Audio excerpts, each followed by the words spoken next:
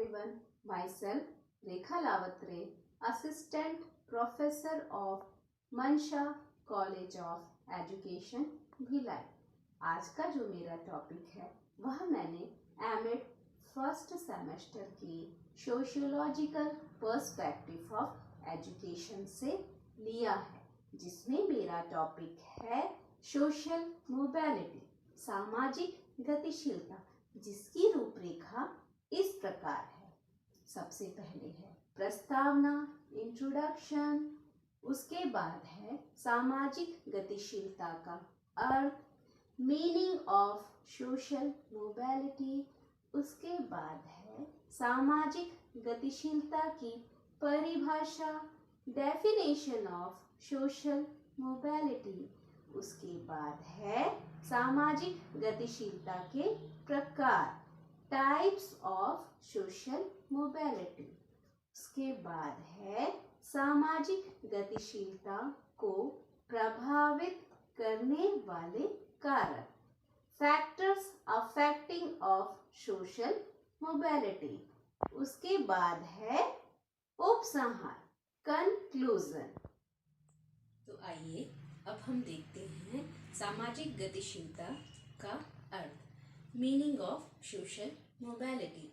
सामाजिक गतिशीलता का आशय यह है कि व्यक्ति का सामाजिक महत्व की दृष्टि से अपने स्थान में परिवर्तन करना और इस परिवर्तन में स्थायित्व का होना आवश्यक है। अर्थात जब कोई व्यक्ति की सामाजिक स्थिति में किसी भी प्रकार का कोई भी परिवर्तन होता है और वह परिवर्तन जब स्थायी होता है, तब हम उसे सामाजिक गतिशीलता कहते हैं।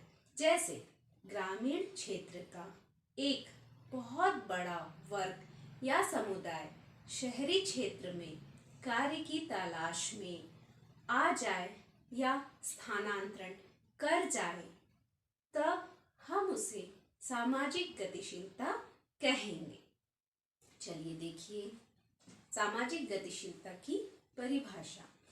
पी सोरोकिन के अनुसार सामाजिक समूहों तथा स्तरों में किसी व्यक्ति का एक सामाजिक स्थिति से दूसरी सामाजिक स्थिति में पहुंच जाना ही सामाजिक गतिशीलता कहलाती है।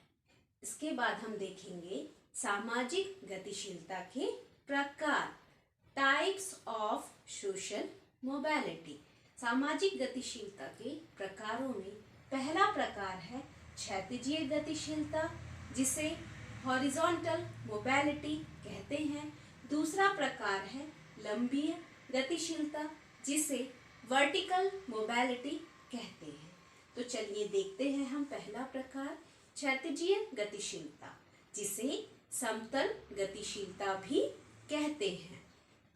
क्षैतिजीय गतिशीलता से हमारा अभिप्राय है व्यक्ति अथवा समूह का एक ही स्तर पर अपने सामाजिक समूह के पद से दूसरे सामाजिक समूह में उसी स्तर व पद पर जाना ही क्षैतिजीय गतिशीलता या समतल गतिशीलता कहलाती है। इसका मैं एक उदाहरण देना चाहूंगी। जैसे यदि हम कानपुर विश्वविद्यालय में प्रवक्ता हैं और हमारा स्थानांतरण आगरा विश्वविद्यालय में हो जाए, तब हम उसे क्षैतिजीय गतिशीलता का उदाहरण कहेंगे।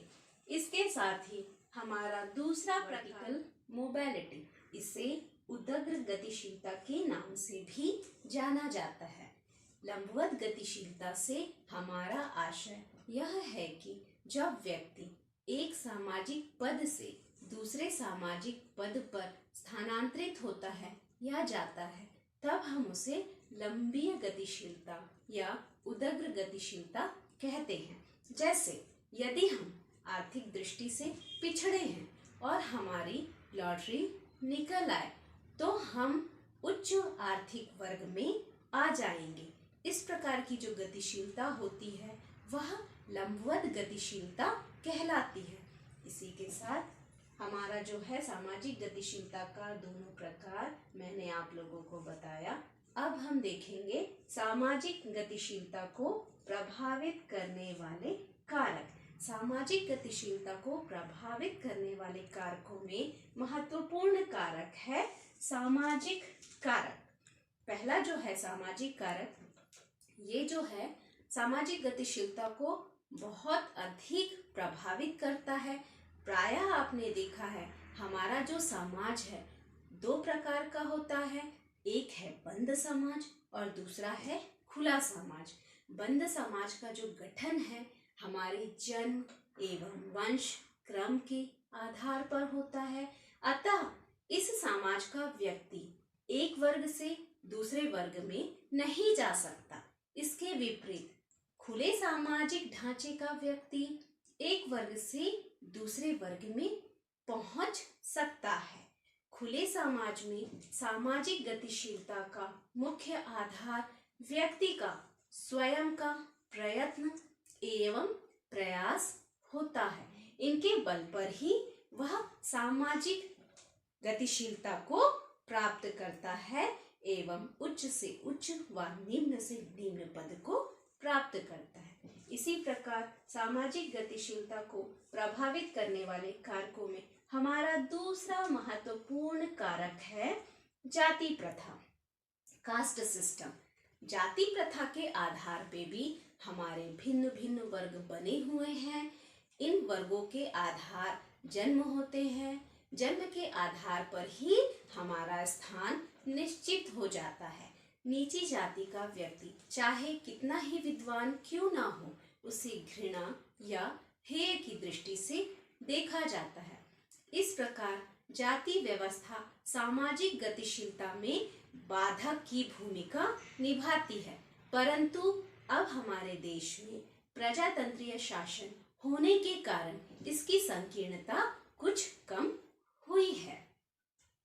आगे हम आर्थिक कारक के विषय में चर्चा करेंगे।